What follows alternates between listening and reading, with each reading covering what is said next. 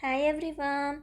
In this quick tutorial I will show you how to enable or disable default color correction in the Remini app.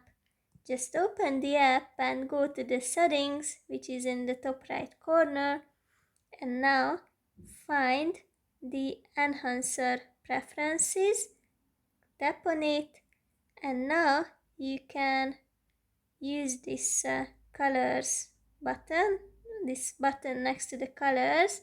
If you click on it, now colors under correction is disabled, so it won't enhance photos, enhance the colors on your photos.